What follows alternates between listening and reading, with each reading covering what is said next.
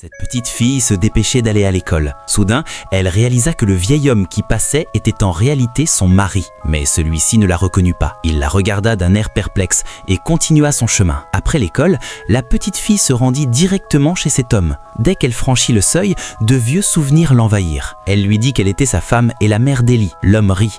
Il crut qu'elle plaisantait. Mais la petite fille courut aussitôt dans la chambre de sa fille. Elle caressa doucement le visage de sa fille et dit « Tu me ressembles trait pour trait quand j'étais petite ». Puis elle descendit en courant au salon. Voyant la dernière photo de sa vie passée accrochée au mur, elle se mit en colère. Elle les gronda, leur demandant pourquoi ils avaient cette photo laide alors qu'ils avaient tant d'autres belles photos. Le père et la fille pensèrent qu'elle avait peut-être perdu la raison. Ils allaient appeler ses parents. Mais la petite fille remarqua alors les boîtes de plats à emporter sur la table. Elle recommença à les gronder. Elle expliqua que, puisque la maison regorgeait de belles assiettes, même les plats commandés à l'extérieur devaient y être servis. Sinon, l'assiette qu'elle avait achetée serait gaspillée. Soudain, la sonnette retentit.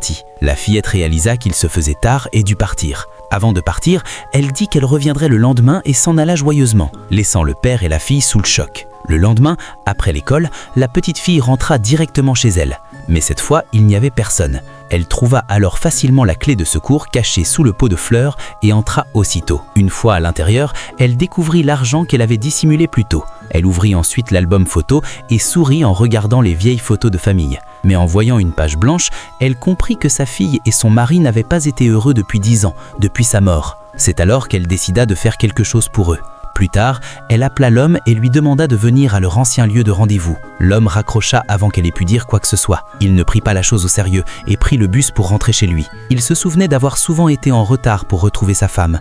Or, soudain, au milieu de la route, la même petite fille se tenait à leur ancien point de rendez-vous. Son visage arborait la même expression que celle qu'avait autrefois sa femme. À cette vue, l'homme se demanda aussitôt qui elle était.